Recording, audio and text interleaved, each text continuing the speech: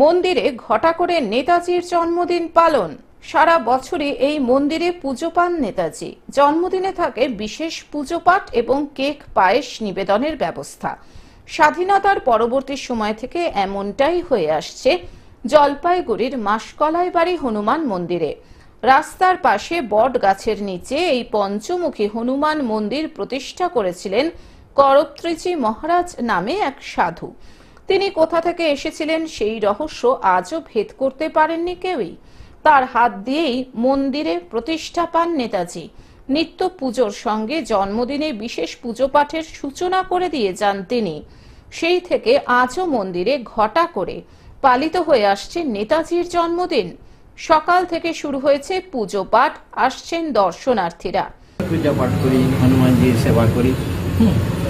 আর এতদিন থেকে আছি এই নেতাজি মানে জন্মদিন আজকে, তো নেতাজির জন্মদিনের উপলক্ষে আমরা এটা নতুন একটা মানে পায়েস, তারপরে আপনার যেরকম বাঙালির আপনার ধরো এই ভোগ রয়েছে ওইটা, তারপরে কেক টেক এই সমস্ত দিয়ে একটু পূজা টুজা করা হয় স্পেশাল করে।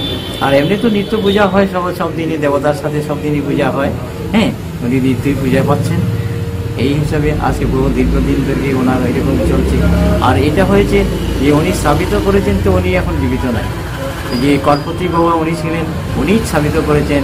এদের যেমন বিধানচন্দ্র রায়, এদের গান্ধীজি আছেন, সবাই রয়েছে এই মন্দিরে। জলপাইগুড়ি থেকে সায়ন সেনের রিপোর্ট, গ্লোব নিউজ। এখন থেকে গ্লোব টিভি দেখুন আপনার স্মার্টফোনেও। গুগল প্লে স্টোর অথবা অ্যাপল স্টোর থেকে ডাউনলোড করুন গ্লোব টিভি লাইভ অ্যাপ। এছাড়াও জিও টিভি অ্যাপ থেকেও দেখুন গ্লোব টিভি লাইভ।